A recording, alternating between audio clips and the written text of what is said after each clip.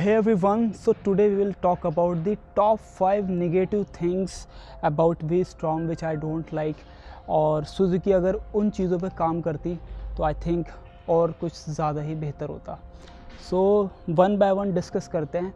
सो सबसे पहली चीज़ अगर मैं आपको बताऊं, सो इनके जो फ्रंट सस्पेंशन अगर थोड़ा सा और बड़ा होता ना तो टर्निंग रेडियस जो होती है ना वो बहुत ज़्यादा इंक्रीज़ हो जाती। अभी क्या है, टर्निंग रेडियस इसकी काफ़ी कम है। बाइक तो ये एडवेंचर बना दी इन्होंने, बट इसके अंदर सस्पेंशन थोड़ा इन्होंने छोटा डाला है। ये नॉर्मल बाइक के टाइप सस्पेंशन है। सो ये सस्पेंशन अगर कंपनी बड़ा कर देती तो इसका टर्निंग रेडियस ठीक हो जाता। और बाइक जब इतनी बड़ी है तो फिर टर्निंग रेडियस जब कम होता है ना तो मोड़ने में, आगे पीछे करने में बड़ा इशू होता है। सबसे पहला निगेटिव मेन हाईलाइट तो ये है। देन उसके बाद अगर मैं बात करूं तो भाई सीट की जो कुशनिंग है ना, जो स्टॉक सीट आती है वो अभी आप थोड़ा क्लोज आके देखेंगे। सो ये है इसकी स्टॉक सीट और इसके ऊपर मैंने कुशन इंस्टॉल करा रखी है। तो as you can see difference. और अब यहाँ पे देखो, मतलब सीट आपको कुशन चेंज करानी पड़ेगी। तो बट ये इतना कोई मेजर इशू नहीं है, बट हाँ we can consider it in negative. वो मैंने सीट भी चेंज कराई है एंड देन उसके ऊपर फिर कुशन भी लगवाई है। ये सीट असेंबली भी मैंने दूसरी लगवाई थी, लोअर हाइट वाली। देन अगर हम थर्ड बात करें तो वो है इसके मिरर्स की। कंपनी जो मिरर्स दिए ना, अब अगर आप देखोगे मिरर्स तो देखने में ना आपको नॉर्मल लगेंगे, बट इन मिरर्स की ना यार विजिबिलिटी बहुत ही कम है। आई डोंट नो ये इशू और लोगों के साथ भी हुआ है या नहीं हुआ। मैंने वैसे यूट्यूब पर देखा, कुछ और लोगों ने भी सेम चीज़ रिपोर्ट करी है। तो मिरर की विजिबिलिटी बहुत कम है, आपको प्रॉब्लम होती है जब आप लंबे टूर करते हैं। So better if you can install the after market mirrors. मैं भी आफ्टर मार्केट मिरर्स इंस्टॉल कराऊंगा, विजिबिलिटी तभी इम्प्रूव हो पाएगी। तो ये भी एक ड्रॉबैक है। मतलब यार 2.5 लाख की बाइक है, ये छोटी छोटी चीज़ें कंपनी को ध्यान देनी चाहिए थी। इतनी कोई बड़ी भी नहीं थी, बट ये ध्यान नहीं दिया गया तो नहीं हुई। देन उसके बाद अगर हम बात करें तो सुजुकी की सब बाइक्स में ना एक वो आता है टर्न बाय टर्न नेविगेशन। तो आपको वो इनकी स्कूटी में ही मिलेगा और इनकी और बाइक्स में भी है, चाहे वो जिक्सर हो।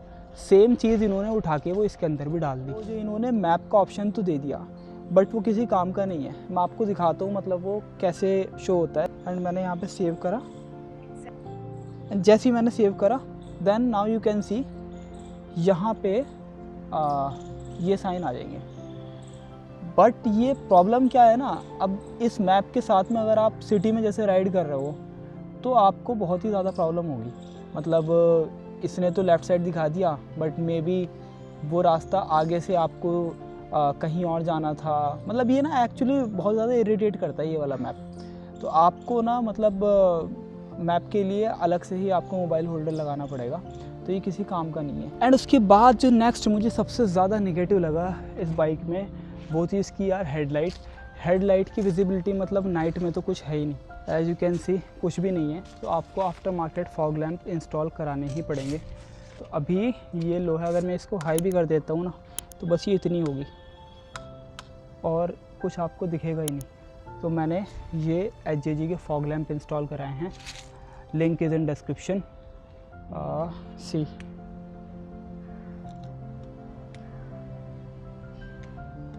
इसके बिना आप रात में बाइक चला ही नहीं सकते।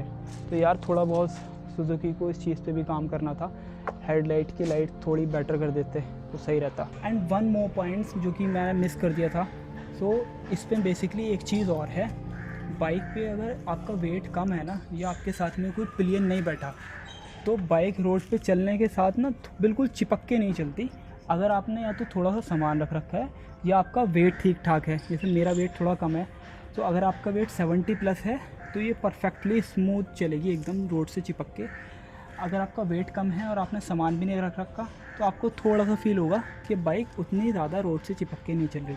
तो एक पॉइंट ये भी नेगेटिव में ही कंसिडर कर सकते हैं। बट मेरे लिए वो इतना ज़्यादा इशू नहीं है, क्योंकि ऑफ कोर्स कहीं पे भी जाओगे तो थोड़ा बहुत तो सामान आप लगा के जाते ही हो। सो बेसिकली यही थे इसके टॉप 5 नेगेटिव पॉइंट्स। मैंने यार और भी बहुत सारे सोचे, बट मुझे समझ में नहीं आया। और मतलब मैंने इस बाइक को ना हर जगह, हर रोड कंडीशन पे राइड करा है। मैं इसको तुंगनाथ चंचला कवर करा है मैंने सेम बाइक पे।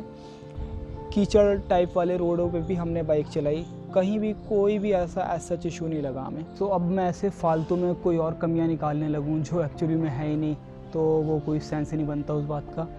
जो मेजर मुझे लगा वो मैंने आपको बता दिया। इसके अलावा एक थोड़ा सा इशू ये भी है, अगर आपकी हाइट अच्छी है तो वो कोई इशू है ही नहीं। अगर आपकी हाइट थोड़ी कम है मेरे जितनी या मुझसे और कम है तो आपको सीट हाइट का तो इशू आएगा। मैंने वैसे ये सीट असेंबली इंस्टॉल कराई है, इसका भी लिंक आई थिंक मैंने डिस्क्रिप्शन में डाल दिया है। सो इसको इंस्टॉल कराने के बाद 15 mm हाइट कम हो गई थी, बट स्टिल थोड़ा सा आपको मैनेज करना पड़ेगा। अगर आपकी हाइट 5.5 है आप चला सकते हो, कोई इशू नहीं है। मेरी 5.5 है, बट अगर इससे भी कम है आपकी हाइट तो बहुत ज़्यादा इशू आने वाला है आपको। सो ये ऑफकोर्स कोई मैं कमी भी नहीं बोलूँगा, एडवेंचर बाइक है तो हाइट तो यार ज़्यादा होनी है, इट्स ऑब्वियस।